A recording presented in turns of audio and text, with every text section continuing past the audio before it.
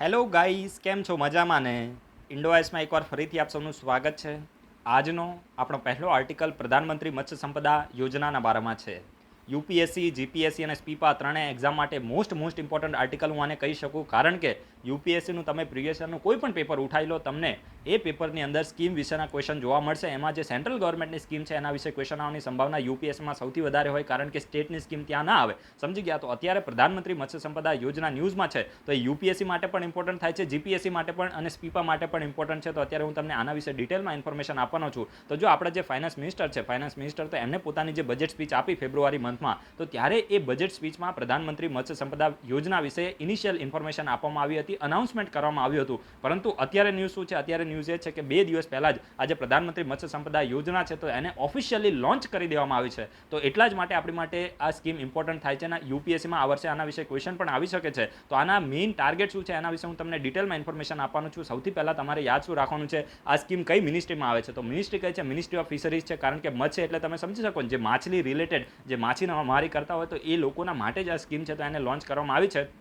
તો department of ફિશરીઝમાં આ scheme આવે છે. મિનિસ્ટ્રી ઓફ ફિશરીઝમાં એક ડિપાર્ટમેન્ટ છે, ડિપાર્ટમેન્ટ ઓફ ફિશરીઝ, તો એમાં આ જે સ્કીમ છે તો મેઇનલી આવે છે. એના દ્વારા આ જે સ્કીમ છે તો એને લોન્ચ કરવામાં આવી છે. અને આનું મેઇનલી મકસદ શું છે? તો મકસદ તો બહુ જ સિમ્પલ છે કે ઇન્ડિયાની અંદર જે ફિશરીઝ સેક્ટર છે તો એમાં એક ફોકસ અને સસ્ટેનેબલ ડેવલપમેન્ટ કરો, આનું મેઇનલી મકસદ છે. યાદ રાખજો, આ જે સ્કીમ છે તો ઇન્ડિયાની અંદર જે ફિશરીઝ સેક્ટર છે તો એની અંદર ફોકસ અને સસ્ટેનેબલ ડેવલપમેન્ટ કરવા માટે આ જે સ્કીમ છે તો એને લોન્ચ કરવામાં આવી છે. અને આ સ્કીમને ઇમ્પ્લિમેન્ટ કરવા માટે, યાદ રાખજો, આ સ્કીમને ઇમ્પ્લિમેન્ટ કરવા માટે નેક્સ્ટ 5 યર્સ માટે આ જે સ્કીમ છે તો એને ઇમ્પ્લિમેન્ટ કરવા માટે 20,050 કરોડ રૂપિયા અલોકેટ કરવામાં આવે છે. તો આ સ્કીમનું ઇમ્પ્લિમેન્ટેશન ક્યારથી શરૂ થશે ને એ વર્ષ તમારે યાદ રાખવાનું છે. 2020-21થી લઈને 2024-25 સુધી આ જે સ્કીમ છે તો એને ઇમ્પ્લિમેન્ટ કરવા માટે 20,050 કરોડ રૂપિયા અલોકેટ કરવામાં આવ્યા છે. અને એક વસ્તુ યાદ રાખજો, આ જે સ્ટેટમેન્ટ છે ને, અહીંયા યુપીએસસી તમારી સાથે પેલું કહેવાય ને કે તમને થોડા પરેશાન કરી શકે છે. આ જે સ્કીમ છે તો ઇન્ડિયાના દરેક સ્ટેટ અને યુનિયન ટેરેટરી માટે છે. યાદ રાખજો, અહીંયા છે ને મોટા ભાગના વિદ્યાર્થીઓ કન્ફ્યુઝ થઈ જશે. યુપીએસસીને કન્ફ્યુઝ કરવું હશે ને તો યુપીએસસી આ પ્રકારના સ્ટેટમેન્ટ આપી શકે છે કે જે પ્રધાનમંત્રી મત્સ્ય સંપદા યોજના છે એ ફક્ત કોસ્ટલ સ્ટેટ માટે છે. તો એ સ્ટેટમેન્ટ છે ને સરાસર રોંગ હશે. આ જે સ્કીમ છે તો ઇન્ડિયાના દરેક સ્ટેટ અને યુનિયન ટેરેટરી માટે લોન્ચ કરવામાં આવી છે અને નેક્સ્ટ 5 યર માટે આને ઇમ્પ્લિમેન્ટ કરવામાં આવશે. અને આત્મનિર્ભર ભારત પેકેજ છે તો એના તહેત જ આજે 20,050 કરોડ રૂપિયા છે તો એને અલોકેટ કરવામાં આવે છે. તો આ તમારે યાદ રાખવાનું છે. દરેક સ્ટેટ અને યુનિયન ટેરેટરી માટે છે. નેક્સ્ટ 5 યર કયા છે? 2021 થી લઈને 24-25 છે. અહીંયા તમે કન્ફ્યુઝ ના થતા, કદાચ તમને 2019-20 કરીને આ રીતે પણ યુપીએસસી કન્ફ્યુઝ કરી શકે છે અને અહીંયા છે ને 2023-24 કરી નાખે. સમજી ગયા? તો આ રીતે પણ તમારે યાદ રાખવાનું છે. જે નંબર અહીંયા લખ્યા છે એને પણ તમે નોટ ડાઉન કરજો, કારણ કે અહીંયા પણ યુપીએસસી છે ને થોડા કન્ફ્યુઝ કરી શકે છે. The scheme focus on the beneficiary oriented activities in marine, inland અને એક્વાકલ્ચર. આ યાદ રાખજો, ફક્ત અહીંયા મરીન ફિશરીઝ નથી, જે ઇનલેન્ડ ફિશરીઝ થાય અને એક્વાકલ્ચર એટલે તમે સમજી શકો આની માટે કોઈ ગુજરાતીમાં વર્ડ છે, જળચર ઉછેર, એવું આપણે કંઈક આને કહી શકીએ. તો તમારે યાદ શું અહીંયા રાખવાનું છે? જો જે મરીન ફિશરી એટલે કે જે દરિયાની અંદર માછીમારી કરવામાં આવે છે, એ ઇનલેન્ડ ફિશરી એટલે કે જે નદી છે ભારતની, જેમ માની લો કે ગંગા નદી છે, યમુના નદી છે, બ્રહ્મપુત્રા છે, એના સિવાય જે નર્મદા છે, તો આ બધી નદીઓની અંદર જે ફિશરીઝ એટલે કે જે માછીમારી કરવામાં આવે છે અને એક્વાકલ્ચર એટલે કે જે જળચર ઉછેર છે, તો એ ત્રણેય વસ્તુને અહીંયા કહેવાય ને કે આમાં કવર કરવામાં આવે છે. તો ફક્ત અહીંયા મરીન ફિશરીઝ નથી, એ પણ તમારે ધ્યાન રાખવાનું છે. આના જે બેનિફિશરીઝ છે તો એના ઉપર મેઇનલી આ જે સ્કીમ છે તો એમાં ફોકસ કરવામાં આવે છે. સમજી ગયા? તો આ તમારે અહીંયા યાદ શું રાખવાનું છે કે જે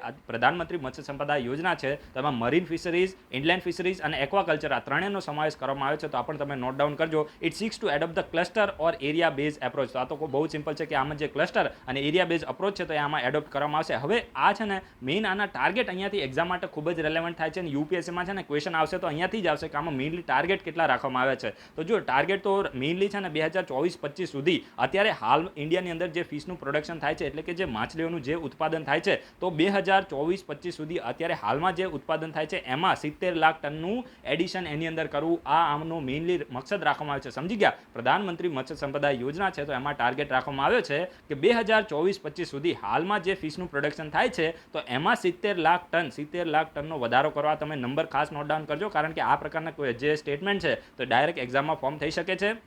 અને 2024-25 સુધી જે ફિશરીઝ એક્સપોર્ટમાંથી જે અર્નિંગ થાય છે એટલે કે માછલીઓનું એક્સપોર્ટ કરીને આપણે જે નિકાસ કરીને માછલીઓની નિકાસ કરીને જે આપણી એક્સપોર્ટમાંથી અર્નિંગ થાય છે તો એ જે અર્નિંગ છે તો એને 1 લાખ કરોડ રૂપિયા કરવી. ક્યાં સુધી? 2024-25 સુધી માછલીઓની નિકાસમાંથીની જે અર્નિંગ છે તો 1 લાખ કરોડ રૂપિયા કરવી. તો આ પ્રકારનો પણ ટાર્ગેટ આની અંદર રાખવામાં આવ્યો છે. અને જે 2024-25 સુધી જે ફિશ ફાર્મર્સ છે અને જે ફિશર્સ છે તો આ લોકોની જે ઇન્કમ છે, જેમ આપણી ફાર્મર્સની ઇન્કમને 2022 સુધી ડબલ કરવાનો પ્રધાનમંત્રી ગવર્મેન્ટનો ટાર્ગેટ છે, તો તેવી જ રીતે ફિશ ફાર્મર્સ અને જે ફિશર્સ છે તો એની પણ ઇન્કમને ડબલ કરવી આનો મેઇનલી મકસદ છે. અને રિડ્યુસ પોસ્ટ હાર્વેસ્ટ લોસીસ, જે પોસ્ટ હાર્વેસ્ટ લોસ થાય છે તો એ હાલમાં 20 થી 25% પોસ્ટ હાર્વેસ્ટ લોસ જોવા મળે છે, એને 10% સુધી 2024-25 સુધી લાવો, તો આ પણ આનો મેઇનલી મકસદ રાખવામાં આવે છે. Generate additional 50 lakh direct and indirect gainful employment. યાદ રાખજો, જે પ્રધાનમંત્રી મત્સ્ય સંપદા યોજના છે તો આનો એક મકસદ એ છે કે જે આ જે સ્કીમ છે તો એના તહેત 55 લાખ જેટલી જે ડાયરેક્ટ અને ઇનડાયરેક્ટ જે એમ્પ્લોયમેન્ટ છે, એટલે કે રોજગારીની જે તકો છે તો એને જનરેટ કરવી. કયા? ફિશરીઝ સેક્ટર અને એના જે અલાઇડ એક્ટિવિટીઝ છે, ફિશરીઝની જે અલાઇડ એક્ટિવિટીઝ છે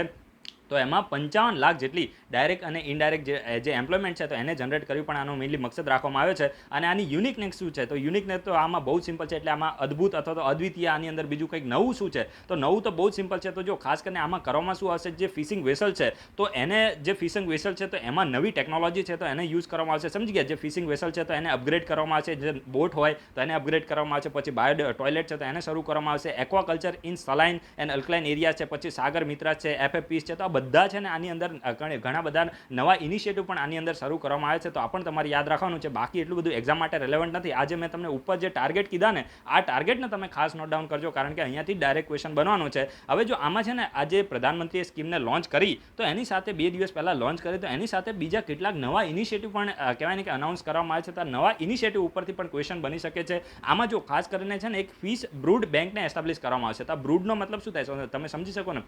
બ્રૂડ એટલે આપણે એક જાતિ અથવા તો જીવ આપણે એને કહી શકીએ. એક બ્રૂડ એટલે હું જાતિ આને કહી, સમજી ગયા? તો એક ફિશની એક જાતિની જે બેંક છે, ફિશ બ્રૂડ બેંક છે, તો એ સીતામઢી ક્યાં આવ્યું છે? તો બિહારમાં આવ્યું છે. તો બિહારના સીતામઢી છે તો ત્યાં એક ફિશ બ્રૂડ બેંકને એસ્ટાબ્લિશ કરવામાં આવશે. એના સિવાય એક્વાટિક ડિસીઝ રેફરલ લેબોરેટરી, યાદ રાખજો, એક્વાટિક ડિસીઝ રેફરલ લેબોરેટરી છે તો એ કિશનગંજ પણ ક્યાં આવ્યું છે? તો બિહારની અંદર આવ્યું છે.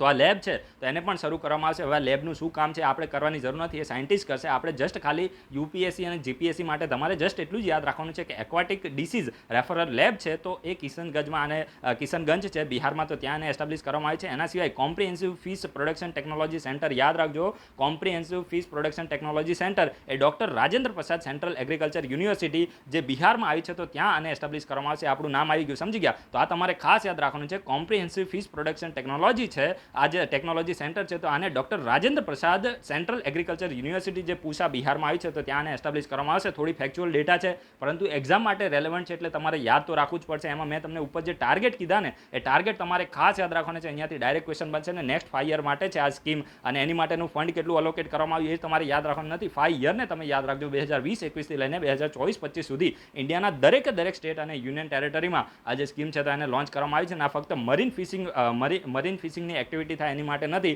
જે એક્વાકલ્ચર છે અને ઇનલેન્ડ ફિશિંગ થાય છે તો એની માટે પણ આ જે સ્કીમ છે તો એને લોન્ચ કરવામાં આવી છે. તો આ બધા ડેટા મેં તમને એક્ઝામ માટે જે રેલેવન્ટ હતા એ કીધા છે.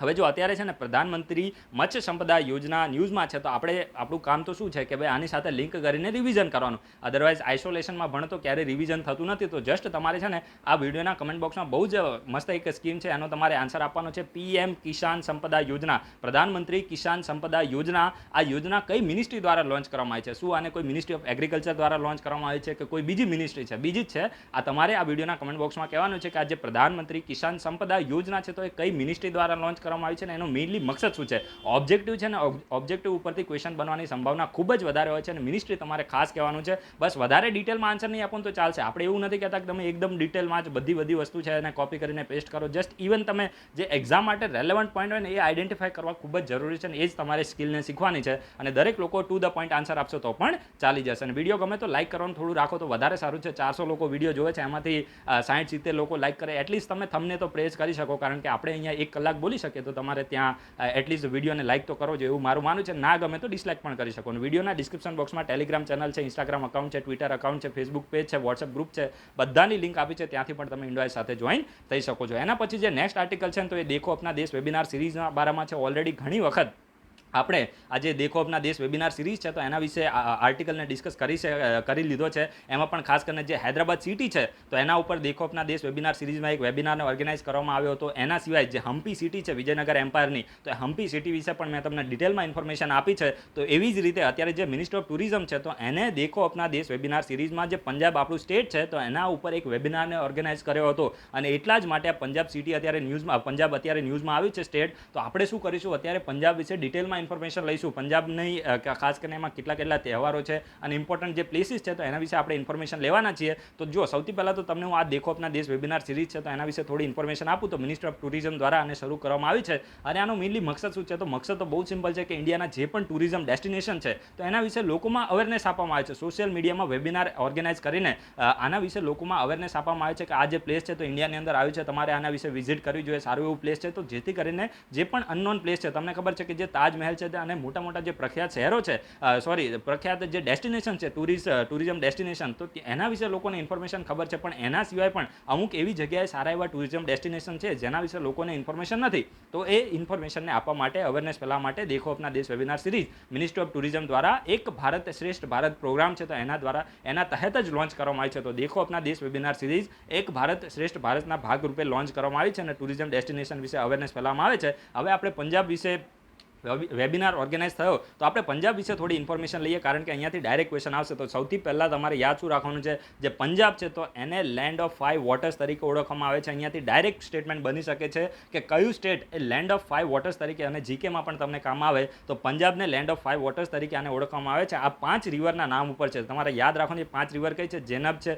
ઝેલમ છે, ચિનાબ છે, રાવી છે, સતલુજ અને બિયાસ. હવે તમને ખબર છે કે જે ઇન્ડસ વોટર ટ્રીટી થઈ છે ને તો એમાં જે વેસ્ટર્ન ફ્લોઈંગ રિવર છે, જો આ માની લો કે આ વેસ્ટર્ન ફ્લોઈંગ રિવર છે અને આ ઈસ્ટર્ન ફ્લોઈંગ રિવર છે, તો જે ઇન્ડસ વોટર ટ્રીટી થઈ છે તો એમાં જે વેસ્ટર્ન ફ્લોઈંગ રિવર છે તો એના ઉપર કંટ્રોલ કોને આપવામાં આવે છે? તો જે પાકિસ્તાન છે તો એને આપવામાં આવે છે. અને વેસ્ટર્ન ફ્લોઈંગ રિવરને યાદ રાખવા માટે મેં તમને ઇન્ટરનેશનલ કોર્ટ ઓફ જસ્ટિસનું કી આપેલી છે અને આમાં આરબીએસ બરાબર છે, તો આ પણ મેં તમને કી આપી છે. હવે વેસ્ટર્ન ફ્લોઈંગ રિવર કે છે તો ઇન્ડસ છે, પછી ચિનાબ છે અને ઝેલમ છે, અને જે ઈસ્ટર્ન ફ્લોઈંગ રિવર છે રાવી છે, બિયાસ અને સતલુજ, તો આનો કંટ્રોલ ઇન્ડિયાને આપવામાં આવે છે. અને આ જે 3 રિવર છે તો એનો કંટ્રોલ કોને આપવામાં આવે છે? પાકિસ્તાનને આપવામાં આવે છે. તો આ પણ મેં તમારું થોડું રિવિઝન કરાવ્યું છે. તો આ જે 5 રિવર છે તો એટલા જ માટે પંજાબ છે તો એને લેન્ડ ઓફ 5 વોટર્સ તરીકે ઓળખવામાં આવે છે. તો આ તમને ખબર પડી ગઈ હશે.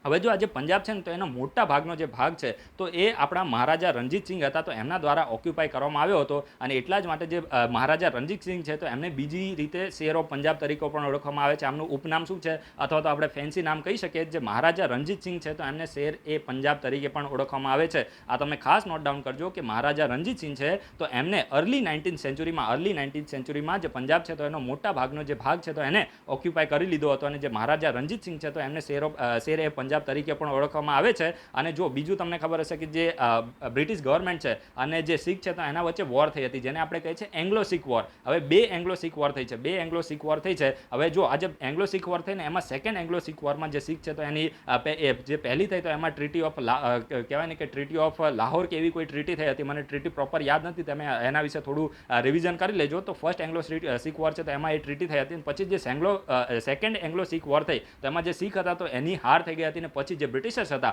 તો એને જે પંજાબ છે તો એને એનેક્સ કરી લીધું હતું. સમજી ગયા ને? આ તમારે યાદ રાખવાનું છે. 2 એંગ્લો શીખ વોર થઈ છે.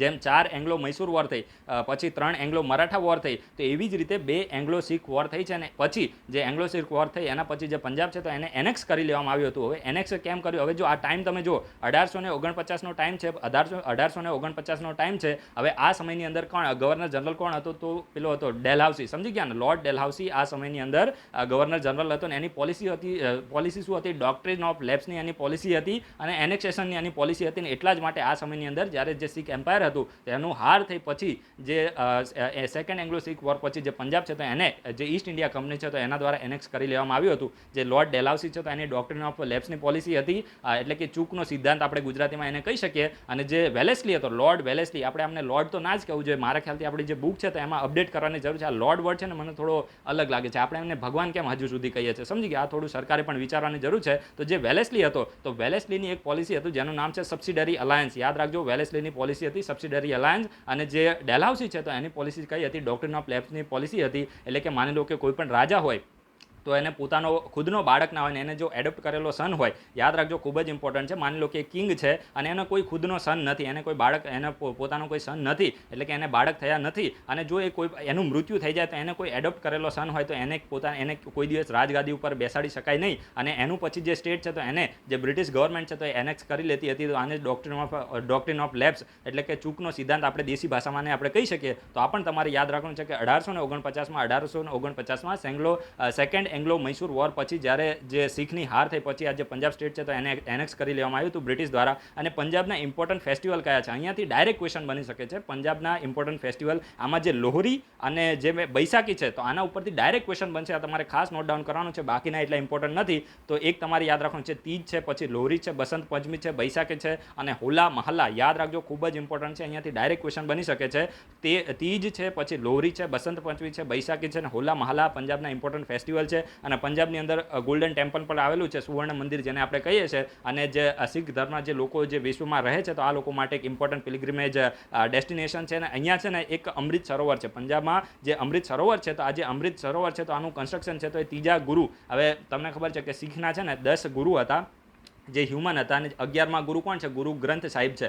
પહેલા ગુરુ કોણ હતા, તો પહેલા ગુરુ હતા ગુરુ નાનક દેવ, બરાબર છે. બીજા ગુરુ કોણ હતા, તો ગુરુ અંગદ દેવ હતા. હવે જો બધા ગુરુ તમારે યાદ રાખવાની જરૂર નથી, થોડા પ્રેક્ટિકલ બનવાનું છે. પહેલા, બીજા અને 9મા 10મા તમારે યાદ રાખવાનું છે અને 11મા તમારે ગુરુ ગ્રંથ સાહિબને યાદ રાખવાનું છે. એક આપણે કિતાબાને કહી શકીએ, ધાર્મિક ગ્રંથ છે. તો પહેલા ગુરુ નાનક દેવ હતા, પછી બીજા હતા અંગદ દેવ હતા અને 9મા કોણ હતા, તો ગુરુ તેગ બહાદુર હતા અને 10મા કોણ હતા, તો ગુરુ ગોવિંદ સિંહ, બરાબર છે. ખાલસા પંથનું તમે આમના વિશે સાંભળ્યું હશે. તો ગુરુ ગોવિંદ સિંહ એ 10મા હતા અને પછી જે 11મા ગુરુ છે તો એ 11મા ગુરુ કોઈ હ્યુમન હવે બનવાનું નથી ને 11મા ગુરુ એ લાસ્ટ ગુરુ હશે. અને ગુરુ ગ્રંથ સાહિબ છે એમની એક હોલી બુક, આપણે એમને રિલિજિયસ આપણે બુક એને કહી શકીએ. તો આ તમારે છે ને યાદ રાખવાનું. જે અમૃત સરોવર છે તો એનું કામ કોને શરૂ કરાવ્યું હતું, કન્સ્ટ્રક્શન વર્ક, એ ગુરુ અમરદાસ. હવે ગુરુ અમરદાસ છે ને ત્રીજા શીખ ગુરુ હતા. આમનું નામ તમે યાદ નહીં રાખો તો ચાલશે, બસ જસ્ટ ઇન્ફોર્મેશન માટે લઈ લો કે જે થર્ડ ગુરુ હતા શીખના તો એ ગુરુ અમરદાસ હતા. તો એમને 1570માં જે અમૃત સરોવર છે તો એનું કન્સ્ટ્રક્શન શરૂ કર્યું હતું. પછી આ જે કન્સ્ટ્રક્શન છે તો એ ચોથા ગુરુ જેમનું નામ છે ગુરુ રામદાસ, તો એમના દ્વારા જે અમૃત સરોવર છે તો એનું કન્સ્ટ્રક્શનને પૂરું કરાવવામાં આવ્યું હતું. અને જો એક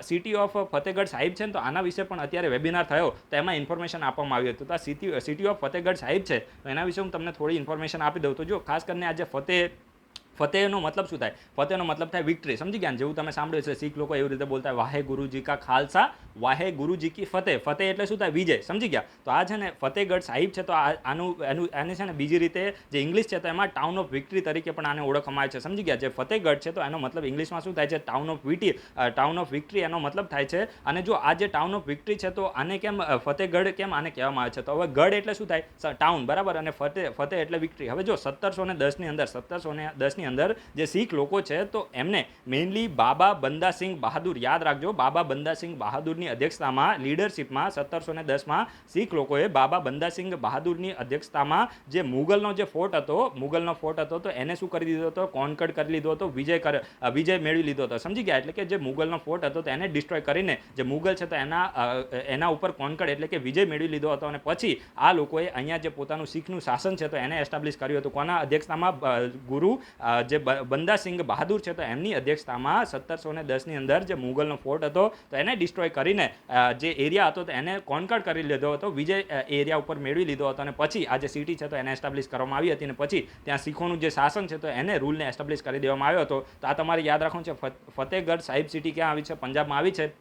અને આમાં એક લીડરનું નામ જોડાયેલું છે, લીડરનું નામ છે બાબા બંદા સિંહ બહાદુર. તો આ પણ તમારે યાદ રાખવું છે. 1710માં જે મુગલનો ફોર્ટ છે તો એને ડિસ્ટ્રોય કરીને અહીંયા જે શીખોનું શાસન છે તો એને એસ્ટાબ્લિશ કરવામાં આવ્યું હતું. તો મેં તમને એકદમ ડિટેલમાં ઇન્ફોર્મેશન આપી દીધી છે તમને પંજાબ વિશે. હવે કોઈ પણ ક્વેશ્ચન આવશે તો તમે એમને ટેકલ કરી શકશો. હવે જો જે મેમ્બરના એફર્ટ્સથી આપણી ચેનલ ચાલે છે તો એવા આપણા રિસ્પેક્ટેડ મેમ્બરને આપણે એક વખત એમના એફર્ટ્સને રેકગ્નાઇઝ કરી દઈએ. તો જયદીપ મહિદાએ રોજની જેમ પહેલો આન્સર આપેલો છે, પછી ચિરાગ વાઘેલાએ પણ એકદમ ડિટેલમાં બેસ્ટ આન્સર આપેલા છે, સુકૃતિ રાઠવા છે, સાર્થક વાઘેલા છે, અનિત પટેલ છે, પછી ભૂમિ ડગારા છે, યુવા બજાનિયા છે, નિસર્ગ રાવલિયા, માનસી આચાર્ય, કોમલ જોશી, અંકિત પરમાર, રુચિન પટેલ છે, પછી માનસી વ્યાસ છે, મિત્તલ ઠાકોર છે, હિન્દુ નેશનાલિસ્ટ જાગૃતિ એ, ઉર્વિશ ભુવા, શાંતિ ઓદેદરા, અલ્લુ બૈલાક અને શૈલેષ ઘોઘારી. તો આપણા બધા રિસ્પેક્ટેડ મેમ્બર છે તો ડિટેલમાં અને બેસ્ટ આન્સર આપી રહ્યા છે. તો હું બીજા લોકોને પણ મોટિવેટ કરીશ કે તમે લોકો પણ આન્સર આપવામાં પાર્ટિસિપેટ કરો. એના પછી જે નેક્સ્ટ આર્ટિકલ છે તો એ 5 સ્ટાર વિલેજ સ્કીમના બારામાં છે. અને આ 5 સ્ટાર વિલેજ આ સ્કીમનું નામ છે, એવી જ રીતે આ આર્ટિકલ પણ 5 સ્ટાર આર્ટિકલ છે. મેં તમને પહેલાં પણ કીધું ને, કોઈ પણ સ્કીમ હોય ને એ સ્કીમ એક્ઝામ માટે ખૂબ જ ઇમ્પોર્ટન્ટ થઈ જતી હોય છે. અને આ સ્કીમ છે ને તમને મીન્સમાં પણ કામમાં કામમાં આવશે, કારણ કે મેઇન્સમાં આપણે એક ટોપિક છે ફાઇનાન્શિયલ ઇન્ક્લુઝન કરીને ટોપિક છે, જીપીએસસી અને યુપીએસસી બંનેમાં તમને કામમાં આવશે. તો જ્યારે પણ તમને ફાઇનાન્શિયલ ઇન્ક્લુઝન વિશે કંઈ પણ લખવાનું આવે તો ત્યારે તમે આ 5 સ્ટાર વિલેજ સ્કીમના વિશે તમે લખી શકો છો. તો સૌથી પહેલાં તમારે યાદ શું રાખવાનું છે કે આ 5 સ્ટાર વિલેજ સ્કીમને કોના દ્વારા લોન્ચ કરવામાં આવી છે? તો ડિપાર્ટમેન્ટ ઓફ પોસ્ટ, જે મિનિસ્ટ્રી ઓફ કમ્યુનિકેશનમાં આવે છે, ખાસ યાદ રાખજો, ડિપાર્ટમેન્ટ ઓફ પોસ્ટ જે મિનિસ્ટ્રી ઓફ કમ્યુનિકેશનમાં આવે છે, તો એના દ્વારા 5 સ્ટાર વિલેજ સ્કીમ છે તો એને લોન્ચ કરવામાં આવી છે. અને આમાં કરવામાં શું હશે? તો જે 5 સ્ટાર વિલેજ સ્કીમ છે, આમાં જે વિલેજ છે તો એને રેટિંગ આપવામાં આવશે. હું તમને 1 બાય 1 સમજાવું છું. પહેલાં આપણે છે ને થોડી ડિટેલમાં ઇન્ફોર્મેશન લઈએ કે જે ડિપાર્ટમેન્ટ ઓફ પોસ્ટ જે મિનિસ્ટ્રી ઓફ કમ્યુનિકેશનમાં આવે છે, તો એના દ્વારા આ જે 5 સ્ટાર વિલેજ સ્કીમ છે તો એમાં એને લોન્ચ કરવામાં આવી છે. હવે આમાં કરવામાં શું હશે? તો આ સ્કીમનો છે ને મેઇનલી મકસદ શું છે? તો મેઇનલી મકસદ તો જો જે આપણી ડિપાર્ટમેન્ટ ઓફ પોસ્ટ છે તો એના દ્વારા વેરિયસ પ્રોડક્ટ અને સર્વિસીસને લોન્ચ કરવામાં આવી છે. ઇન્સ્યોરન્સ સર્વિસ પણ જે ડિપાર્ટમેન્ટ ઓફ પોસ્ટ છે તો એના દ્વારા લોન્ચ કરવામાં આવી છે, અને ઘણા બધા ઇનિશિયેટિવ એ પોસ્ટ દ્વારા શરૂ કરવામાં આવે છે. પરંતુ એકચ્યુઅલી પ્રોબ્લેમ શું છે કે જે મેઇનલી આના વિશેની અવેરનેસ છે તો એ લોકોમાં અવેરનેસ ખૂબ જ ઓછી છે, અને ખાસ કરીને જે રિમોટ એરિયાઝ છે તો એની અંદર તો આના વિશેની ઇન્ફોર્મેશન બહુ જ ઓછી છે. તો આ જે 5 સ્ટાર વિલેજ સ્કીમ છે તો આનો મેઇનલી મકસદ જ એ છે કે જે આ ઇન્ફોર્મેશનનો ગેપ જોવા મળે છે, અવેરનેસનો ગેપ જોવા મળે છે, તો એ અવેરનેસના ગેપને ફિલ કરવાનો મેઇનલી મકસદ છે, ને લોકોમાં વધારેમાં વધારે જે પોસ્ટલ પ્રોડક્ટ છે અને સર્વિસ છે તો એના વિશેની ઇન્ફોર્મેશન આવે. એમાં પણ ખાસ કરીને જે ઇન્ટિરિયર વિલેજ એરિયા છે, એટલે કે જે અંતરિયાળ જે ગામડાઓ છે, અંતરિયાળ એટલે કે જે આપણે એને કહી શકીએ કે રિમોટ એરિયાની અંદર જે ગામડાઓ આવેલા છે તો એની અંદર જે પોસ્ટલ સર્વિસ અને જે પ્રોડક્ટ છે તો એ પહોંચી શકે અને લોકોમાં જે અવેરનેસનો જે ગેપ છે તો એને ફિલ કરી શકાય. તો એ જ મકસદથી આ 5 સ્ટાર વિલેજ સ્કીમ છે તો એને લોન્ચ કરવામાં આવી છે. અને આ જે સ્કીમ છે તો universal coverage of flagship postal scheme, એટલે કે જે ડિપાર્ટમેન્ટ પોસ્ટ દ્વારા જે પણ વેરિયસ જે પોસ્ટલ સ્કીમને શરૂ કરવામાં આવી છે એનો યુનિવર્સલ જે કવરેજ છે તો એને એન્શ્યોર કરી શકાય. તો એ જ મકસદથી આ જે સ્કીમ છે 5 સ્ટાર વિલેજ સ્કીમ તો department of post ministry of communication દ્વારા લોન્ચ કરવામાં આવી છે. અને આના ફીચર છે તો આમાં મેઇનલી છે ને આના મેઇનલી 3 કમ્પોનન્ટ હશે. એક તો પ્રોડક્ટ એન્ડ સર્વિસ અવેબિલિટી છે, પ્રોડક્ટ એન્ડ સર્વિસ પબ્લિસિટી છે, અને પ્રોડક્ટ એન્ડ સર્વિસ માર્કેટિંગ છે. તો આ 3 એના મેઇન કમ્પોનન્ટ છે. એક્ઝામ માટે એટલું રેલેવન્ટ નથી. અને આમાં એક વન સ્ટોપ સેન્ટરને શરૂ કરવામાં આવશે. હવે આ વન સ્ટોપ સેન્ટર એટલે તમે સમજી શકો ને, જેટલી પણ પોસ્ટની સર્વિસ હશે એ બધી સર્વિસ એક જ જગ્યાએ વિલેજર્સ હોય, જે પણ ગામડાના લોકો હોય તો એ લોકોને પોસ્ટલ સર્વિસ અને પ્રોડક્ટ એક જ બ્રાન્ચ પોસ્ટ ઓફિસ ઉપર મળી રહે. તો એ પ્રકારની જે ફેસિલિટી છે તો એ પણ અહીંયા શરૂ કરવામાં આવશે. તો એ પણ તમારે યાદ રાખવાનું છે. હવે જો આમાં છે ને મેઇનલી 5 સ્કીમને કવર કરવામાં આવી. મેં તમને ઉપર કીધું ને કે 5 સ્ટાર વિલેજ, તો આમાં મેઇનલી છે ને 5 વસ્તુ ઉપર 5 સ્કીમ ઉપર મેઇનલી ફોકસ કરવામાં આવે છે. અને જે પણ વિલેજ આ 5 સ્કીમ છે તો એમાં યુનિવર્સલ કવરેજને એન્શ્યોર કરી લેશે, એટલે કે દરેક લોકોને આ સ્કીમનો ફાયદો મળી જશે. હવે માન લો કે એક સ્કીમનો યુનિવર્સલ કવરેજ મળ્યો તો એને 1 સ્ટાર આપવામાં આવશે વિલેજને. માન લો કે કોઈ સ્કીમ છે તો કોઈ વિલેજ છે તો એને 5 વિલેજની અંદર આ યુનિવર્સલ કવરેજ સ્કીમનું એન્શ્યોર કરી દીધું તો એને 5 સ્ટાર આપવામાં આવશે. સમજી ગયા? તો અત્યારે હું જે 5 સ્કીમ બોલું એક્ઝામ માટે યાદ તમારે રાખવાનું નથી, જસ્ટ તમારે આટલું જ યાદ રાખવાનું છે. 5 star village scheme department of પોસ્ટની છે અને universal coverage of postal scheme છે તો એને એન્શ્યોર કરવું એનો મકસદ છે. પરંતુ જસ્ટ ઇન્ફોર્મેશન માટે આપું છું, મીન્સમાં તમને કામમાં આવશે. તો 5 સ્કીમ કઈ છે? સેવિંગ બેંક અકાઉન્ટ છે, રિકરિંગ ડિપોઝિટ અકાઉન્ટ છે, અને કિસાન વિકાસ પત્ર સર્ટિફિકેટ છે,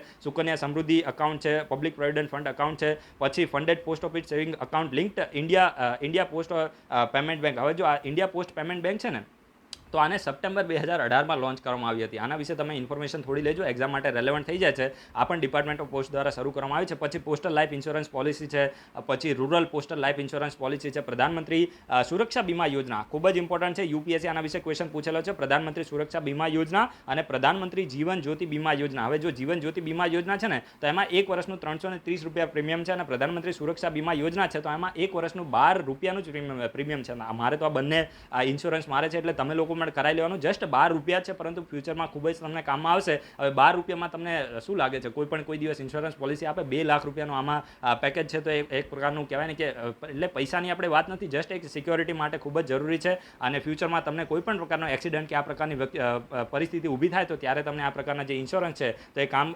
હેલ્પફુલ થઈ શકે છે. તો આ પણ તમારે યાદ રાખવાનું છે. આના વિશે તમે ઇન્ફોર્મેશન છે તો આના ફીચર્સ, આ સ્કીમના જે ફીચર્સ છે તો એના વિશે તમે ઇન્ફોર્મેશન ગેધર કરજો. એક્ઝામમાં આના વિશે ફરીથી ક્વેશ્ચન આવી શકે છે. તો પ્રધાનમંત્રી સુરક્ષા બીમા યોજના અને પ્રધાનમંત્રી જીવન જ્યોતિ બીમા યોજના, તો આ બંને વિશે તમારી ઇન્ફોર્મેશન થોડી લેવાની છે. હવે જો આટલી મેં તમને સ્કીમ કીધી ને, હવે માની લો કે કોઈ પણ જે વિલેજ છે તો એને ઉપરમાંથી કોઈ એક સ્કીમમાં 100% યુનિવર્સલ કવરેજ એન્શ્યોર કરી લીધું તો એને 1 સ્ટાર આપવામાં આવે. એવી જ રીતે માની લો કે 5 સ્કીમમાં યુનિવર્સલ કવરેજને એન્શ્યોર કરી લે તો એ જે વિલેજ છે તો એને 5 સ્ટાર વિલેજ તરીકેની રેટિંગ આપી દેવામાં આવે છે. આ જ આના મેઇન ફીચરની વિશે મેં તમને ઇન્ફોર્મેશન આપી છે. અને આનું જે પાયલોટ ઇમ્પ્લિમેન્ટેશન છે તો મહારાષ્ટ્રમાં શરૂ કરવામાં આવ્યું છે. હજુ ઓલ ઇન્ડિયા લેવલ ઉપર આનું ઇમ્પ્લિમેન્ટેશન શરૂ થયું નથી, જસ્ટ પાયલોટ બેઝિસ ઉપર આનું ચેકિંગ કરવામાં આવશે કે ભાઈ મહારાષ્ટ્રની અંદર આ સ્કીમ કેવું કાર્ય કરે છે, અને પછી ઇન્ડિયાના બીજા સ્ટેટની અંદર પણ આને ઓલ ઇન્ડિયા લેવલ ઉપર આને ઇમ્પ્લિમેન્ટ કરવામાં આવશે. તો આ પણ તમારે યાદ રાખવાનું છે. હવે આ મેં તમને 5 સ્ટાર વિલેજ વિશે એકદમ ડિટેલમાં ઇન્ફોર્મેશન આપી છે. તો જો મિનિસ્ટ્રી ઓફ કમ્યુનિકેશન સાથે છે ને એક હું તમને લિંક કરીને સરસ ક્વેશ્ચન પૂછું, જે લોકોએ મૃણાલનું હેન્ડ આઉટ વાંચ્યું હશે એની અંદર તમને આ ટોપિક જોવા મળશે. એક છે દર્પણ પોર્ટલ. દર્પણ પોર્ટલ વિશે અથવા તો આપણે દર્પણ પ્રોગ્રામ આપણે આને કહી શકીએ. દર્પણ પ્રોગ્રામ કહીશું તો વધારે સારું લાગશે. આ દર્પણ પ્રોગ્રામ જેમ મેં તમને કીધું કે મિનિસ્ટ્રી ઓફ કમ્યુનિકેશનનું જે ડિપાર્ટમેન્ટ ઓફ પોસ્ટ છે એના દ્વારા શરૂ કરવામાં આવ્યું છે. તો આ શાની માટે શરૂ કરવામાં આવી છે આના વિશે થોડી ઇન્ફોર્મેશન સર્ચ કરીને કહો. હવે જો યસ્ટરડે છે ને મેં તમને પેલું વિશે કી આપી હતી. હવે જો આમાં કેવું થાય કે મેં તમને કી શું આપી હતી કે ભાઈ મિશન ઇન્દ્રધનુષ છે. હવે મિશન ઇન્દ્રધનુષ પણ છે ને ઇન્ટેન્સિફાઈડ મિશન ઇન્દ્રધનુષ 2.0 પણ છે, એટલે સરકારે 2 લોન્ચ કરેલા છે. તો એમાં છે ને મેં તમને કી આપી હતી. જસ્ટ મેં તમને સમજાવવા માટે કીધું હતું કે આવી રીતે મેઘધનુષ જોવા મળે એની સાથે તમારે લિંક કરીને ઇન્દ્રધનુષ કહેવાનું હતું. તો કોઈ લોકોએ એવું કમેન્ટ કર્યું કે ભાઈ આ મેઘધનુષ નથી ઇન્દ્રધનુષ. હવે એ તો યાર કોમન સેન્સની વસ્તુ છે, મને પણ ખબર પડી જાય ત્યારે જ ક્વેશ્ચન પૂછવાય ને. તો દરેક લોકોએ થોડું તમારી રીતે જોવાનું. હું જસ્ટ તમને છે ને કી આપતો હતો કે ભાઈ તમારે આ રીતે યાદ રાખવાનું છે. એમ આપણે કોઈ દિવસ ક્વેશ્ચન પૂછતા નથી. તો આ દર્પણ પ્રોગ્રામ છે તો એના વિશે પણ થોડું સર્ચ કરીને ઇન્ફોર્મેશન આપવાની કોશિશ કરજો, વધારે સારું લાગશે. હવે આપણે વિડીયોને 1-2 મિનિટ પોઝ કરી દઈએ અને પછી આપણે ફરીથી ચાલુ કરીએ.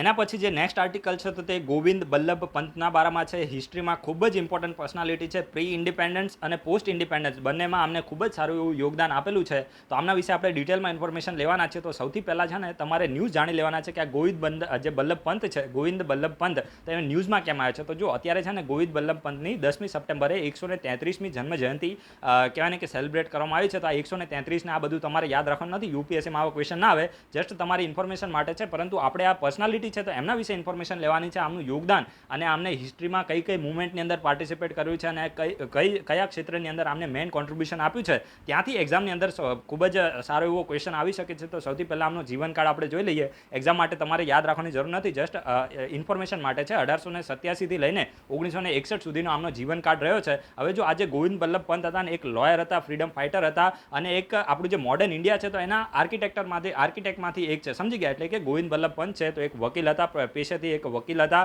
એક ભારતના ફ્રીડમ ફાઇટર એટલે કે સ્વાતંત્ર્ય સંગ્રામી હતા અને જે મોડર્ન ઇન્ડિયા છે તો એના આર્કિટેક્ટ હતા, સમજી ગયા. તો આમના વિશે આપણે ડિટેલમાં ઇન્ફોર્મેશન લઈએ. તો 1921માં જે યુનાઇટેડ પ્રોવિન્સ છે ઓફ આગ્રા એન્ડ અવધ, તો એની લેજિસ્લેટિવ એસેમ્બલીમાં આમને ઇલેક્ટ થયા હતા. યાદ રાખજો, યુપીએસસી ડાયરેક્ટ આ પ્રકારના સ્ટેટમેન્ટ ફોર્મ કરે છે. જે લોકો ટેસ્ટ સિરીઝને આ બધું આપતા હશે તમને ખબર હશે આ પ્રકારના ક્વેશ્ચન ડાયરેક્ટ કહેવાય ને કે આમના વિશે બની શકે છે. 1921માં જે ગોવિંદ બલ્લભ પંત છે તો એ યુનાઇટેડ પ્રોવિન્સ, હવે આ યુનાઇટેડ પ્રોવિન્સ છે ને ઉત્તર પ્રદેશનું પહેલાંનું નામ છે. યાદ રાખજો, જે ઉત્તર પ્રદેશ છે હાલનું ઉત્તર પ્રદેશ, તો એનું પહેલાં નામ શું હતું? યુનાઇટેડ પ્રોવિન્સ હતું, સમજી ગયા. પછી આનું નામ ચેન્જ કરી દેવામાં આવ્યું હતું. તો ત્યારે 1921માં ગોવિંદ બલ્લભ પંત છે તો United province of Agra and Awadh છે તો એમાં લેજિસ્લેટિવ એસેમ્બલીમાં અમને 1921માં ઇલેક્ટ થયા હતા. તો આ તમને યાદ રહી ગયું હશે.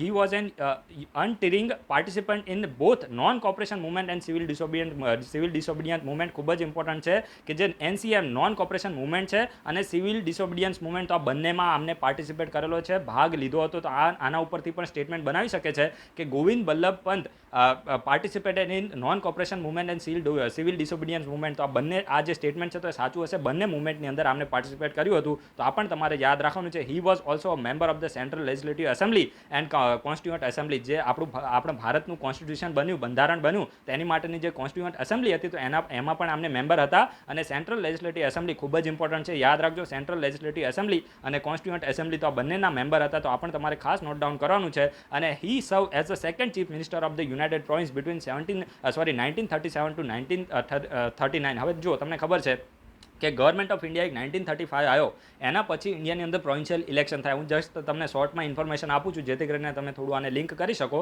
તો જો ગવર્મેન્ટ ઓફ ઇન્ડિયા એક 1935 આવ્યો, એના પછી ઇન્ડિયાની અંદર પ્રોવિન્શિયલ ઇલેક્શન થાય છે અને પછી જે કોંગ્રેસ સરકાર છે તો પ્રોવિન્શિયલ ગવર્મેન્ટ બનાવે છે. પછી 1937થી લઈને 1939 સુધી આ પ્રોવિન્શિયલ ગવર્મેન્ટ ચાલે છે. પછી 1939માં જે કોંગ્રેસ ગવર્મેન્ટ છે તો પોતાનું રેઝિગ્નેશન આપી દે છે, એટલે કે પ્રોવિન્શિયલ ગવર્મેન્ટ છે તો રેઝિગ્નેશન આપી દે છે. શા માટે? કારણ કે જે બ્રિટિશ ગવર્મેન્ટ હતી તો એને છે ને જ્યારે સેકન્ડ વર્લ્ડ વોર ચાલતી હતી તો ત્યારે કોંગ્રેસની પરમિશન વગર ઇન્ડિયાને જે વર્લ્ડ વોર છે તો એની અંદર પાર્ટી બનાવી દીધું હતું અને એના જ હિસાબે જે કોંગ્રેસ છે તો એ નારાજ થયું હતું અને પછી પોતાનું રેઝિગ્નેશન આપી દીધું હતું. તો જે ગોવિંદ બલ્લભ પંત છે તો આ પ્રોવિન્શિયલ ઇલેક્શન થયા તો એમાં યુનાઇટેડ પ્રોવિન્સના ચીફ મિનિસ્ટર બન્યા હતા, સેકન્ડ ચીફ મિનિસ્ટર હતા યુનાઇટેડ પ્રોવિન્સના. બિફોર ઇન્ડિપેન્ડન્સની વાત છે. આફ્ટર ઇન્ડિપેન્ડન્સ પછી જે ઉત્તર પ્રદેશ છે તો એના પહેલા ચીફ મિનિસ્ટર હતા. આ તમારે યાદ રાખવાનું છે, અહીંયાથી તમે કન્ફ્યુઝ થઈ શકશો. જે ગોવિંદ બલ્લભ પંત છે તો બિફોર ઇન્ડિપેન્ડન્સ યુનાઇટેડ પ્રોવિન્સના સેકન્ડ ચીફ મિનિસ્ટર હતા. હતા 1937થી લઈને 1939 સુધી આમને સીએમ તરીકે પોતાની સેવા આપી હતી. પછી કોંગ્રેસે રેઝિગ્નેશન આપ્યું તો આમને પણ રેઝિગ્નેશન આપવું જ પડે, બરાબર છે. આફ્ટર ઇન્ડિપેન્ડન્સ ભારત દેશ આઝાદ થઈ ગયો એના પછી જે ઉત્તર પ્રદેશ છે તો 1950થી લઈને 1954 સુધી ઉત્તર પ્રદેશના પહેલા ચીફ મિનિસ્ટર તરીકે આમને પોતાની સેવા આપી છે. He serve as a union home minister from 1955 to 1961. યાદ રાખજો, જે આપણું જે યુનિયન હોમ મિનિસ્ટર છે એટલે કે જે યુનિયન ગૃહ પ્રધાન છે તો એ તરીકે ભારતના ગૃહ પ્રધાન તરીકે 1955થી લઈને 1961 સુધી પોતાની સેવા આપી છે. તો આ પણ તમારે યાદ રાખવાનું છે. અને આમને યુનિયન હોમ મિનિસ્ટર બન્યા તો આમના જ સમયની અંદર સ્ટેટ રીઓર્ગેનાઇઝેશન એક્ટ 1956 છે, ખૂબ જ ઇમ્પોર્ટન્ટ એક્ટ છે. આ જે સ્ટેટ રીઓર્ગેનાઇઝેશન એક્ટ 1956 છે તો આમના જ સમયગાળામાં પસાર થયો હતો. As a home minister his chief achievement was the reorganisation of state along the linguistic line. એટલે કે આમને હોમ મિનિસ્ટર રહ્યા ત્યારે આમની ચીફ અચીવમેન્ટ શું છે, એટલે કે આમની સિદ્ધિ શું છે કે આમના સમયની અંદર ભારતના જે સ્ટેટ છે તો એનું રીઓર્ગેનાઇઝેશન ભાષાના ધોરણે થયું હતું. તો આ પણ તમને ખબર પડી ગઈ હશે. He also responsible for the establishment of the Hindi as an official language. યાદ રાખજો, જે હિન્દી ભાષા છે ને એ ભારતની ઓફિશિયલ લેંગ્વેજ છે, નેશનલ લેંગ્વેજ નથી. નેશનલ લેંગ્વેજ અને ઓફિશિયલ લેંગ્વેજમાં ફરક હોય છે, આમાં તમારે કન્ફ્યુઝ થવાનું નથી. તો ભારતની જે હિન્દી ભાષા છે તો એને ઓફિશિયલ લેંગ્વેજ બનાવવા માટે જે ફાળો ઓફિશિયલ લેંગ્વેજ માટેનું એક પ્રકારની જે ભારતની જે ઓફિશિયલ લેંગ્વેજ એસ્ટાબ્લિશ કરવામાં જે મેઇન કોન્ટ્રીબ્યુશન છે તો એની માટે મેઇન જે પર્સન જવાબદાર છે તો એ કોણ છે, તો એ ગોવિંદ વલ્લભ પંત છે. તો આ પણ તમારે યાદ રાખવાનું છે કે હિન્દી ભાષાને ભારતની ઓફિશિયલ લેંગ્વેજ બનાવવા માટેનું જે મેઇન શ્રેય છે તો એ કોને જાય છે, તો ગોવિંદ વલ્લભ પંતને જાય છે.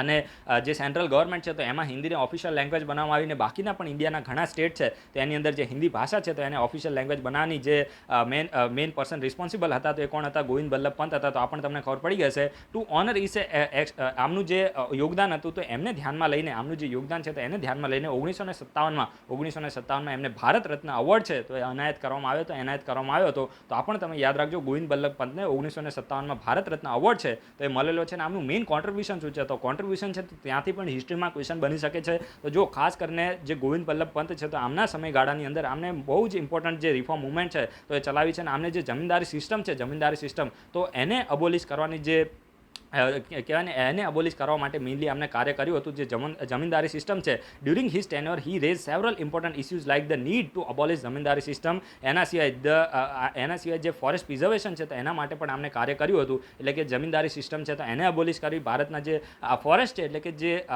જંગલો જોવા મળે છે તો એના પ્રિઝર્વ કરવા માટેનું પણ આમને કહેવાય ને કે ઇસ્યુ છે તો એને ઉઠાયા હતા. He also work to protect the farmers from the excessive rent levied by the British government. હવે જો જે ફાર્મર્સ છે તો બ્રિટિશ સરકાર દ્વારા ખૂબ જ વધારે આમના ઉપર રેન્ટ છે તો એ લેવામાં આવતું હતું તો એમાંથી ફાર્મરને પ્રોટેક્ટ કરવા માટે પણ કાર્ય કર્યું હતું. એના સિવાય ખાસ કરીને એક કુલી બેગાર લો છે તો એના અગેન્સ્ટમાં પણ આમને પોતાનો જે વોઇસ છે તો એને રેઝ કર્યો હતો. જે કુલી બેગાર લો છે તો એના અગેન્સ્ટમાં પોતાનો વોઇસ છે તો એને રેઝ કર્યો હતો. અને જે કોટેજ ઇન્ડસ્ટ્રી જેને ગાંધીજી પણ પ્રમોટ કરવા માંગતા હતા તો આ જે કોટેજ ઇન્ડસ્ટ્રી છે ક્યાં ગયું, અહીંયા આવી ગયું, કોટેજ ઇન્ડસ્ટ્રી છે તો એને પણ એન્કરેજ કરવા માટે સારું એવું આમને કાર્ય કરેલું છે. તો આ બેઝિક ઇન્ફોર્મેશન આના ઉપરથી તમને મેન્સમાં પણ માની લો કે પર્સનાલિટી વિશે કંઈ પણ લખવાનું આવે તો ત્યારે તમે જસ્ટ આમના વિશે થોડું પણ સાંભળ્યું હોય ને તો તમે હવે 150 શબ્દ લખવા તો આસાનીથી લખાઈ જાય, પણ જસ્ટ તમે એના વિશે થોડી સ્ટડી કરી હોય તો જ તમે આને લખી શકો છો. અને જો ખાસ કરીને એક શાળા હતી તો એ શાળાને પણ છે ને એની ટેક્સ પે કરવાનો બાકી હતો. યાદ રાખજો, આમાં લખ્યું નથી. એક શાળા હતી તો એનો ટેક્સ પે કરવાનો બાકી હતો. તો જે બ્રિટિશ ગવર્મેન્ટ હતી તો એ આ શાળાને શટડાઉન કરતી હતી. એ શાળાને શટડાઉન કરતાં પણ આ ગોવિંદ વલ્લભ પંતે બચાવી હતી. એ પણ તમારે યાદ રાખવું છે. આ એમનું કોન્ટ્રીબ્યુશન અહીંયા લખ્યું નથી બટ જસ્ટ તમે ઇન્ફોર્મેશન માટે યાદ રાખી લેજો. અને જે ખાસ કરીને યુનાઇટેડ પ્રોવિન્સ છે, હવે જો સોલ્ટ મુવમેન્ટ થઈ તો ત્યારે છે ને ઘણા બધા લોકોએ જેમ ચક્રવર્તી રાજગોપાલચારી છે તો એમને પાર્ટિસિપેટ કર્યું હતું. મહાત્મા ગાંધી દાંડી માર્ચ કરી. એના પછી જે કે કલપ્પન છે તો એમને પણ પાર્ટિસિપેટ કર્યું હતું. ઠીક છે, તો એવી જ રીતે યુનાઇટેડ પ્રોવિન્સમાં જે ગોવિંદ વલ્લભ પંત છે તો એમને પણ મેસિવ સોલ્ટ માર્ચ છે તો મુવમેન્ટ છે તો એને ઓર્ગેનાઇઝ કરી હતું. તો અહીંયાથી પણ ક્વેશ્ચન આવી શકે છે કારણ કે ઓલરેડી આ સોલ્ટ માર્ચ બીજે ઇન્ડિયામાં કઈ જગ્યાએ થઈ હતી અને એના લીડર કોણ હતા અને આના વિશે યુપીએસસીએ ક્વેશ્ચન પૂછેલો છે. એટલા માટે હું આના ઉપર જોર લગાવું છું કે યુનાઇટેડ પ્રોવિન્સની અંદર જે મેસિવ સોલ્ટ માર્ચ થઈ તો એને ઓર્ગેનાઇઝ કોને કરી હતી, તો ગોવિંદ વલ્લભ પંતે ઓર્ગેનાઇઝ કરી હતી. અને મે 1930માં આમને અરેસ્ટ કરી દેવામાં આવ્યા હતા અને જે દહેરાદૂનની જે જેલ છે તો એમાં આમને પૂરી દેવામાં દેવામાં આવ્યા હતા, આપણે યાદ રાખવાની જરૂર નથી, જસ્ટ તમારી ઇન્ફોર્મેશન માટે છે. He also protested against the Simon commission. અહીંયાથી ક્વેશ્ચન આવી શકે છે. જીપીએસસીએ ક્વેશ્ચન પૂછ્યો હતો કે સાયમન કમિશનનો જે છે તો એનો મોહમ્મદ જે જીન્ના છે તો એને વિરોધ કરવામાં પાર્ટિસિપેટ કર્યું હતું કે નહોતું કર્યું. તો એ રીતે અહીંયા પણ ક્વેશ્ચન આવી શકે છે કે ગોવિંદ બલ્લભ પંત છે તો એમને પણ મોટાભાગના જે લોકો છે તો એને સાયમન કમિશનનો વિરોધ જ કર્યો હતો. સમજી ગયા? તો આ એક જનરલ તમારે યાદ રાખવાનું છે કે સાયમન કમિશનના વિરોધની વાત આવે તો મોટાભાગના જે ફ્રીડમ ફાઇટર છે તો એને એનો વિરોધ કર્યો હતો. Pant was also against the separate electorate for minorities, એટલે કે જે બ્રિટિશર્સ છે તો એની એક પોલિસી કઈ હતી, ડિવાઇડ એન્ડ રૂલ, બરાબર છે, તોડો અને ભાગલા પાડો અને રાજ કરો, એવી એમની આપણે નીતિ કહી શકીએ. તો આ જે માઇનોરિટી માટે સેપરેટ ઇલેક્ટોરેટની જે નીતિ હતી બ્રિટિશર્સની, તો એની અગેન્સ્ટમાં જે ગોવિંદ બલ્લભ પંત હતા તો હંમેશા એની અગેન્સ્ટમાં જ રહ્યા છે, કારણ કે આ પ્રકારના જે સ્ટેપ છે તો એ ભારતની જે કમ્યુનિટી છે તો એને વધારે ડિવાઈડ કરી શકે છે. એટલા માટે આમને હંમેશા આ પ્રકારની નીતિ છે તો એનો વિરોધ કર્યો છે. તો મેં તમને એકદમ ડિટેલમાં ઇન્ફોર્મેશન આપી છે. હવે જો અહીંયા છે ને સ્ટેટ રીઓર્ગેનાઇઝેશનની વાત આવી, ઠીક છે, તો આની સાથે એક મસ્ત ક્વેશ્ચન લિંક થાય છે, તો અમે પોલિટીમાં વાંચ્યું પણ હશે. સ્ટેટ રીઓર્ગેનાઇઝેશન માટે કેટલી કમિટી હતી, બરાબર છે, 3 કમિટી છે. એમાં તમને ખબર છે કે જેવીપી આવે છે અને પછી ફઝલ અલી આવે છે અને એક ધાર કમિશન આવે છે. ફઝલ અલી કમિશન છે, ધાર કમિશન છે અને જેવીપી છે. તો આ વિડીયોના કમેન્ટ બોક્સમાં છે ને તમારે આ કમિટી ક્યારે બનાવવામાં આવી આની સિક્વન્સ તમારે લખવાની છે. સૌથી પહેલાં કઈ બની, પછી કઈ કમિટી આવે છે, તમારે સિક્વન્સ લખવાની છે, એના વર્ષ લખવાના છે, અને એમાંથી કઈ કમિટીએ લિંગ્વિસ્ટિક એટલે કે ભાષાના ધોરણે સ્ટેટને રીઓર્ગેનાઇઝેશન કરવાનો વિરોધ કર્યો હતો, તો રેકમેન્ડેશન નથી આપીને કઈ કમિટીએ ભાષાના ધોરણે સ્ટેટને રીઓર્ગેનાઇઝ કરવાનું રેકમેન્ડેશન આપી હતી. એ તમારે થોડું રિવિઝન કરીને આ વિડીયોના કમેન્ટ બોક્સમાં કહેવાનું છે. એક્ઝામ માટે રેલેવન્ટ છે. એમાં જે જીપીએસસી છે તો એને ફઝલ અલી જે કમિશન છે તેના ઉપર ક્વેશ્ચન પૂછેલો છે, એટલા માટે હું અત્યારે આના વિશે તમને ક્વેશ્ચન પૂછી રહ્યો છું. એના પછી જે નેક્સ્ટ આર્ટિકલ છે તો તે SAROD પોર્ટ્સના બારામાં છે. જે મિનિસ્ટ્રી ઓફ શિપિંગ છે, મિનિસ્ટ્રી ઓફ શિપિંગ, તો એના દ્વારા SAROD પોર્ટ્સ છે તો એને લોન્ચ કરવામાં આવ્યું છે. તો આ SAROD પોર્ટ્સ શું છે આના વિશે હું તમને ડિટેલમાં ઇન્ફોર્મેશન આપું છું. તો આનું સૌથી પહેલાં તમે ફૂલ ફોર્મ જાણી લેશો ને તો તમને બધું આના વિશેની ઇન્ફોર્મેશન મળી જશે. એક્ઝામમાં કોઈ પણ ક્વેશ્ચન તમારો રોંગ થવાનો નથી. તો SAROD પોર્ટ્સ, હવે પોર્ટ્સ એટલે તમે આને ડાયરેક્ટ કોની સાથે લિંક કરી શકો, મિનિસ્ટ્રી ઓફ શિપિંગ સાથે લિંક કરી શકો, સિમ્પલ છે, બરાબર. તો આનું ફૂલ ફોર્મ છે society for affordable redressal of dispute related to ports. યાદ રાખજો. હવે જે પોર્ટ સેક્ટર છે તો એની અંદર જે પણ ડિસ્પ્યુટ થતા હોય તો એનું અફોર્ડેબલ જે રિડ્રેસલ છે તો એની માટે આ જે સોસાયટી છે તો એને શરૂ કરવામાં આવે છે. સમજી ગયા? તો આનું ફૂલ ફોર્મ શું થાય છે? SAROD પોર્ટ્સનું ફૂલ ફોર્મ છે society for affordable redressal of dispute, એટલે કે જે પોર્ટ રિલેટેડ જેટલા પણ ડિસ્પ્યુટ છે તો એના અફોર્ડેબલ રિડ્રેસલ માટે, રિડ્રેસલ એટલે આને ગુજરાતીમાં આપણે શું કહીએ, અને નિવારણ આપણે કહી શકીએ, તો એની માટે આને શરૂ કરવામાં આવ્યું છે. તો આ તમારે ખાસ યાદ રાખવાનું છે. ડાયરેક્ટ આનાથી ક્વેશ્ચન બની શકે છે. હવે જો આમાં કરવામાં શું હશે તો બહુ જ સિમ્પલ છે કે જે પણ પોર્ટ રિલેટેડ ડિસ્પ્યુટ મેં તમને પહેલાં પણ કીધા, તો આમાં શું કરવામાં આવશે, એક આર્બિટ્રેશનથી એટલે કે વાતચીતના જરીએ જેટલા પણ પોર્ટ ડિસ્પ્યુટ હશે તો એને આમાં સોલ્વ કરી દેવામાં આવશે. અને આ એક ન્યૂ દિલ્હીની અંદર એક વર્ચ્યુઅલ સેરેમની હતી, તો એની અંદર મિનિસ્ટ્રી ઓફ શિપિંગે આના વિશે અનાઉન્સમેન્ટ કર્યું છે. અને જે સોસાયટી રજિસ્ટ્રેશન એક્ટ 1860 છે, આ યાદ રાખજો, એક્ટ ઇમ્પોર્ટન્ટ છે, સોસાયટી રજિસ્ટ્રેશન એક્ટ 1860, તો એના તહેત આને એસ્ટાબ્લિશ કરવામાં આવ્યું છે. હવે જો એક national highway authority of India છે, national highway authority of India, તો એના દ્વારા આવી રીતે એક SAROD રોડ્સને શરૂ કરવામાં આવે છે. એટલે કે જે રોડ સેક્ટર છે, રોડનું જે કન્સ્ટ્રક્શન થાય છે, તો રોડ સેક્ટર સાથે જોડાયેલા જેટલી પણ સ્ટેક હોલ્ડર છે તો એના કોઈ પણ ડિસ્પ્યુટ હોય તો એને સોલ્વ કરવા માટે જે national highway authority of India છે તો એના દ્વારા SAROD society for affordable redressal of dispute છે ફોર રોડ્સ, તો એને શરૂ કરવામાં આવી છે. તો એવી જ રીતે અત્યારે મિનિસ્ટ્રી ઓફ શિપિંગ છે તો એને પોર્ટ સેક્ટર માટે આ જે SAROD પોર્ટ છે તો એને શરૂ કરી છે. સમજી ગયા? આમાં શું કરવામાં છે, જે પણ ડિસ્પ્યુટ હોય છે તો એને આર્બિટ્રેશનથી આને સોલ્વ કરવામાં આવે છે. આ મેં તમને ઓલરેડી પહેલાં પણ કીધું છે. અને આ SAROD પોર્ટ્સમાં કોણ મેમ્બર હશે, તો જો ખાસ કરીને જે ઇન્ડિયા પોર્ટ્સ એસોસિએશન છે, એના સિવાય Indian private ports and terminal association છે, તો આના મેમ્બર આજે મેં તમને SAROD પોર્ટ્સ કીધું એની અંદર આના મેમ્બર હશે. અને ફંક્શન તો મેં તમને પહેલાં ઓલરેડી કીધા જ છે કે જે પણ મેજર પોર્ટ ટ્રસ્ટ છે, નોન મેજર પોર્ટ ટ્રસ્ટ છે, ઇન્ક્લુડિંગ જે પ્રાઇવેટ પોર્ટ છે, જેટીઝ છે, ટર્મિનલ છે, હાર્બર છે, તો આ બધા રિલેટેડ જેટલા પણ સ્ટેક હોલ્ડર હશે તો આના જે પણ મેરીટાઈમ સેક્ટરના ડિસ્પ્યુટ હશે તો આને આર્બિટ્રેશનના જરીએ એટલે કે વાતચીતના જરીએ જે ડિસ્પ્યુટ છે તો એને સેટલ કરવા માટે આ જે SAROD પોર્ટ છે તો એડવાઇસ અને આસિસ્ટન્ટ આપશે. તો આ પણ તમને બેઝિક ઇન્ફોર્મેશન આપવાની છે. અહીંયાથી ક્વેશ્ચન બનશે તો આ જ પ્રકારનો બનશે કે SAROD પોર્ટ્સ રિસન્ટલી ન્યૂઝમાં હતું તો આ કઈ મિનિસ્ટ્રી દ્વારા લોન્ચ કરવામાં આવ્યું છે અને આનો મકસદ શું છે, તો જસ્ટ તમારે આટલું જ યાદ રાખવાનું છે, કારણ કે અહીંયાથી ડાયરેક્ટ ક્વેશ્ચન બની શકે છે.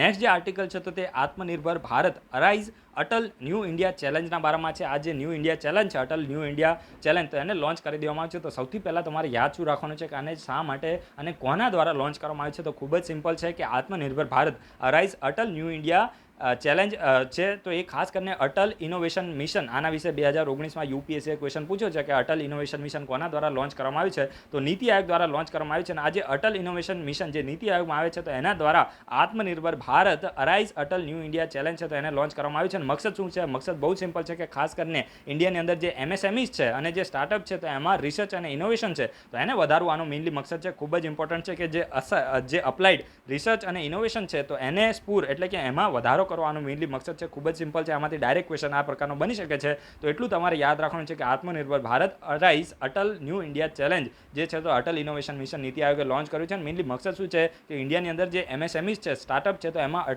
અપ્લાઇડ રિસર્ચ અને ઇનોવેશન છે તો એને પ્રમોટ કરવા માટે, એને વધારવા માટે મેઇનલી લોન્ચ કરવામાં આવ્યું છે. હવે જો લોન્ચ છે તો એ અટલ ઇનોવેશન મિશન નીતિ આયોગે કર્યું, પરંતુ આને ઇમ્પ્લિમેન્ટ કોણ કરશે? આ ઇમ્પોર્ટન્ટ છે, યાદ રાખવાનું છે. આને ઇમ્પ્લિમેન્ટ મેઇનલી જે ઇસરો છે, એના સિવાય ચાર મિનિસ્ટ્રી કઈ છે? મિનિસ્ટ્રી ઓફ ડિફેન્સ છે, ministry of food processing and industry છે, ministry of health and family welfare છે અને ministry of housing and urban affairs છે. તો આ બધી મિનિસ્ટ્રી અને ઇસરો છે તો એના દ્વારા સાથે મળીને આ જે સ્કીમ છે તો એને ઇમ્પ્લિમેન્ટ કરવામાં આવશે. અને જો ખાસ કરીને આમાં જે પણ આઈડેન્ટિફાય થશે, જે પણ ડિઝર્વિંગ રિસર્ચ ઇન્સ્ટિટ્યૂટ હશે, એમએસએમઈ સ્ટાર્ટઅપ હશે તો એમને કરવામાં શું આવશે? આમાં એ લોકોને ફાઇનાન્શિયલ સપોર્ટ આપવામાં આવશે, ફંડિંગ પૂરું પાડવામાં આવશે. અને લગભગ 50 લાખ રૂપિયા સુધીનું જે ફંડિંગ છે તો એ મિનિસ્ટ્રી અને જે ઇસરો છે તો આ બધા દ્વારા ફંડિંગ આપવામાં આવશે. અને જેથી કરીને જે પોતાની જે સ્ટાર્ટઅપ અને જે એમએસએમઈ હોય તો પોતાની પ્રોડક્ટ છે તો એને ડેવલપ કરી શકે, તો એ માટે સપોર્ટ આપવામાં આવશે. તો આ બધું મોટી વાતો તમારે યાદ રાખવાની નથી, જસ્ટ આ તમે યાદ રાખજો કે કોના દ્વારા ઇમ્પ્લિમેન્ટ કરવામાં આવશે, કોના દ્વારા લોન્ચ કરવામાં આવશે. આનો મેઇનલી મકસદ શું છે? અહીંયાથી ડાયરેક્ટ ક્વેશ્ચન બની શકે છે.